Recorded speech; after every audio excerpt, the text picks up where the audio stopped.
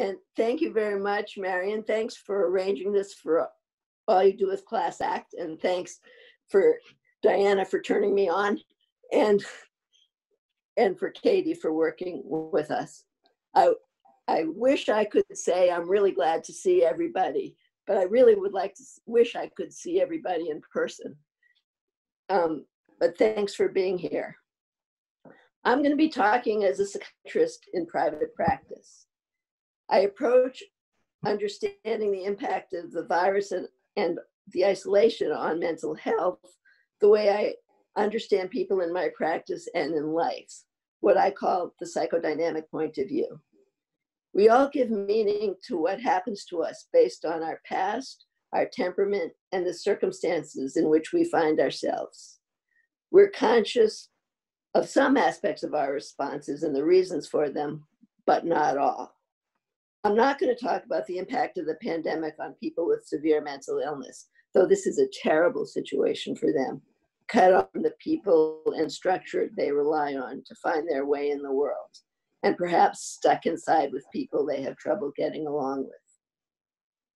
I'm going to talk about what's hard in these times, but most of us are coping most of the time. I've never known emotions to be discussed so frequently all over the media. Monday, I found 4 articles in the New York Times about feelings, and yesterday on NPR, they were even talking about the loneliness of eels. Complex feelings stirred up by the pandemic and social distancing, or physical distancing as people prefer, are a big part of what everybody's talking about. I'm talking about the vivid dreams people are having, and even what the dreams mean, they're occurring in part because of anxiety and in part because there's less to distract us from what's going on in our minds. This is a dramatic time for all of us.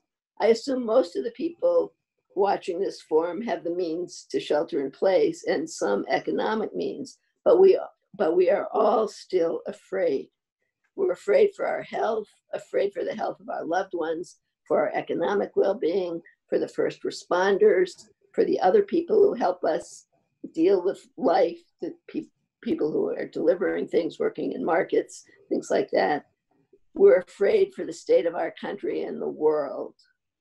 Uncertainty is one of the most difficult things we're dealing with.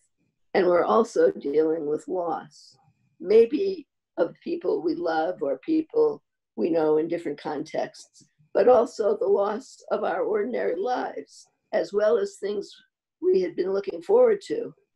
Big things like graduations, weddings, perhaps religious events, but also smaller things like plays or social get-togethers we've been looking forward to. We are sad not being able to see and touch people. And in this group, it's particularly true that many people miss seeing their grandchildren, miss hugging their grandchildren, and they worry, are their grandchildren ever going to really get to know them? It's very hard. A lot determines how any of us will respond to the situation. Some of it is a result of our pasts.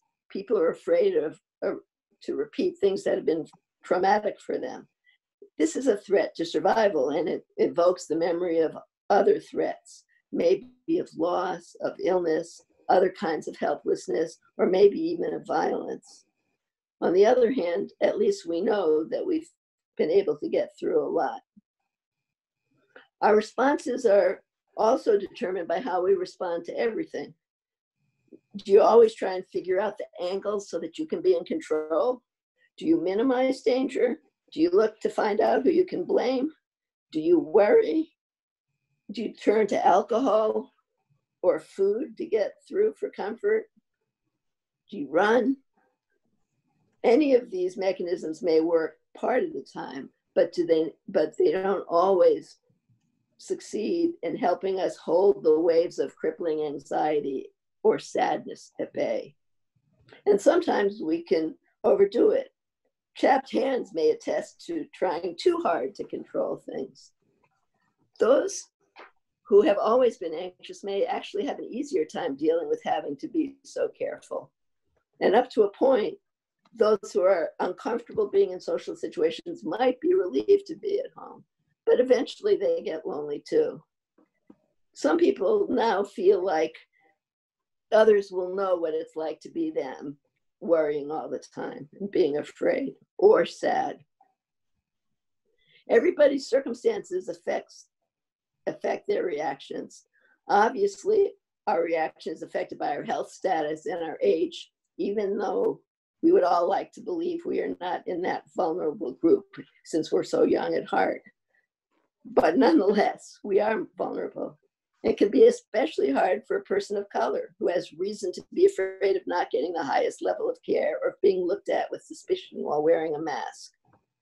If we're working at home, it may be helpful giving structure or a sense of purpose or an accomplishment, but it can be really frustrating. And if you're not still working, all the things that you've done to feel fulfilled may also be absent.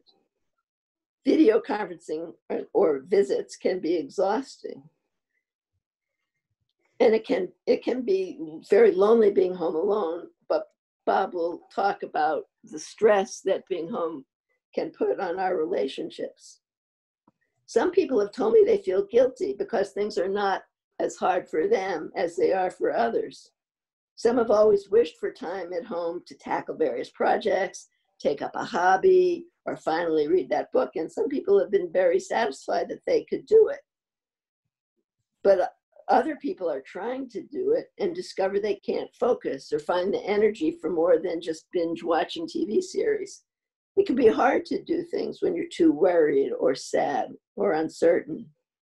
It's important not to berate oneself and to accept feelings without self-criticism. That's my mantra long before this coronavirus. Also, each person has their own approach, and it's good for us to try and remember that they're doing the best they can, and we shouldn't be too judgmental. There are a lot of questions about how things will be for the next weeks, months, or years. There'll be losses, which will require a long process of grieving and working through. And we may have to support people in our lives who've been on the front lines and may be haunted by the tragedy they've experienced. Thinking about going back out, we all wish for certainty. How do we know what's safe? What's safe enough? What will happen to us if we stay isolated? We all have to continue to work on our tolerance of uncertainty. And I hope we can support each other as we do so. And I certainly hope we will all be able to feel joy when we can once again experience the things that we're missing.